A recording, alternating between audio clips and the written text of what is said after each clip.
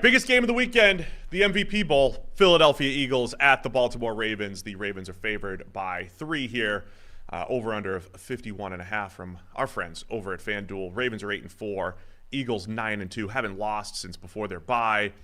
And of course, all the MVP hype. Saquon Barkley, Lamar Jackson, maybe even Derrick Henry. Damn right. Involved there as well. Huge game from these are the top 2 rushing attacks in the NFL by a mile. And so a lot on the line here. Sunday, 4:25. 3-point spread here in favor of the Ravens. Yeah, I think that's kind of interesting. Again, that's at home. It's right. It's basically close to a pick 'em with the home field advantage. Yeah, except that's less than it used to be. So it is still people. I mean, the Ravens are still favored, regardless of neutral field, et cetera, which I do think is interesting because, to me, like both offenses, when they've been on form, have been basically unstoppable. But Philadelphia's defense looks a lot more potent than Baltimore's at this point. Like the Ravens' secondary in particular is still a concern or a weakness that can be attacked. I mean, we saw. I think they've looked good the last couple of weeks, though. They've looked better. I don't know if they've looked good. I mean, the Chargers have had a couple of weeks where they've like marched down the field and diced people up in the first half and then kind of stopped. True. But like early in that game, they were just carving up Baltimore, like left and right. And then the Ravens did get a handle on it. Pass interference calls helped a bit. Weird ones as well. But, like, to me, these are 2 very potent offenses that are extremely difficult to stop. But if you're looking at the defensive side, saying which side has a better chance of slowing down the other, I feel like Philadelphia's has a much better chance of actually handling Baltimore than the other way around. I think the interesting side is the Eagles' offense against the Ravens' defense is that at least the Ravens' strength is stopping the run, right? Is playing well up front. This doesn't feel like what the Eagles did the last couple of weeks, leaning on Washington and having that big second half, and then what they did on Sunday night against the Rams, having that huge second half, running the ball. Can you do that against this Ravens defense? So I think it's now the good part about the Eagles, we always talk about now, the dudes can take over. Like Jalen Hurts can make plays, but of course throwing the ball to A.J. Brown, who can take over a game at any point. So even though Saquon gets the MVP hype and everything here, feels like a game where it's going to be A.J. Brown making some plays here for the Eagles. Yeah, I mean, this is an interesting test for Philadelphia, who for a couple of games have done that thing of being able to lean on opponents, and then late in the game, the run game just takes over that offensive line, like the body blows theory, right? And this is a good test for whether that's actually a thing or whether they just had a couple of games where it looked like it, which is always possible.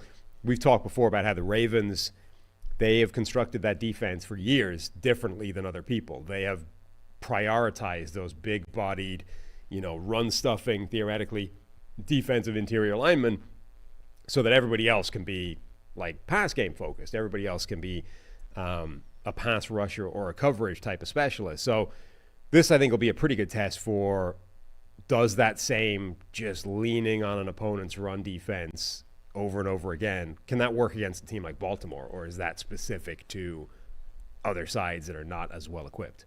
One other interesting dynamic here, a couple dynamics. Eagles kind of been slow starters, right? We've been talking about their second half breakouts. They've also started slow. The Ravens, there's some of the Ravens have those games even against better teams where they just get up early. Yeah, and they didn't. It hasn't been that way the last couple of weeks. They've been actually kind of playing like the Eagles, starting slow, and then they've been a second half team. The game flow is going to be really interesting in this game because the Ravens are capable of getting up early and making you feel, like I said on Monday night, like how do you stop this offense? How do you stop Derrick Henry plus Lamar Jackson plus Zay Flowers plus Mark Andrews?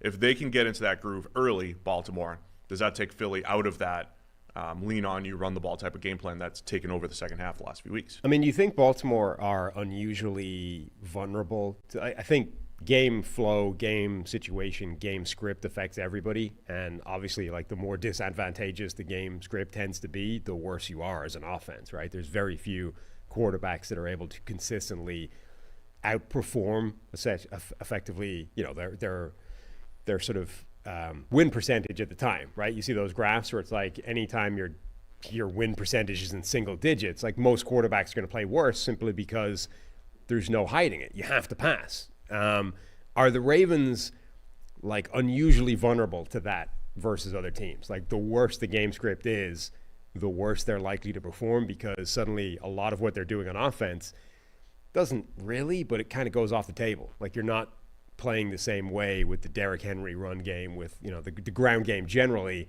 You are making them much more one-dimensional, and that takes away a lot from what Baltimore wants to do on offense.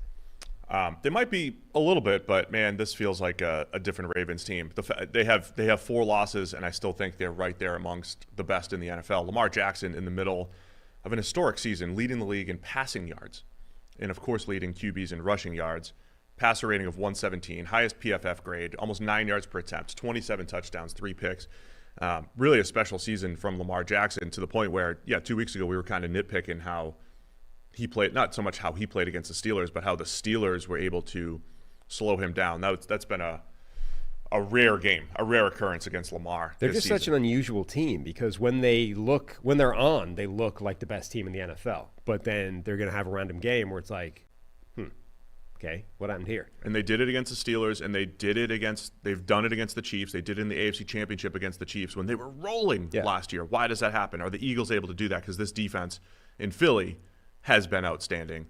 Jalen Carter up front. Zach Bond has been one of the best linebackers. We've talked about the rookie corners, and Cooper DeJean and Quinyon Mitchell both playing great football. So I just love this matchup on both sides of the ball. Yeah, it should be a great game. I'm excited for it. I think that both offenses are extremely potent and capable of having really good games. But I think that Philadelphia's defense has more capacity to do damage than Baltimore's does. All right, so that is my endorsement of the Philadelphia Eagles covering this line. Eagles covering, huh? Yes. I'm going to go Baltimore, and Harry's going to take Philly. I get Baltimore in these big games, in these big non-division games. I don't necessarily trust Baltimore against the Steelers. I don't know if I trust them against Kansas City, but every other time, like, think about it, the last couple of years, every time they faced a non-division great team, Lions, Niners, Dolphins, it's the Eagles this week, Bills earlier this year, the Ravens seem to come through. That is worth pointing out. So Baltimore has 4 losses. There's obviously the opening game against Kansas City, where they were a toe away from tying it up, and potentially different story. Then there's the unexplainable game against the Raiders, right? Yeah. The next week, like the hangover game. But then the other 2 losses have been Cleveland and Pittsburgh, division games, and one of them was Jameis's first start, and the witchcraft that comes along with that. Not to be like the cliche of throw it out, but those are the types of division games, weird things happen, right? You're right. Non-division games, you have to go all the way back to week 1 and 2, and one of those is against the Chiefs, to find the games where Baltimore didn't really show up. So I'm going to take the Ravens. I'm going to take the Ravens to, winning by more than 3 at home. I don't love that. Yeah. But by the way, we're picking all games against the spread here. But I will take the Ravens. Harry's going to take the Eagles.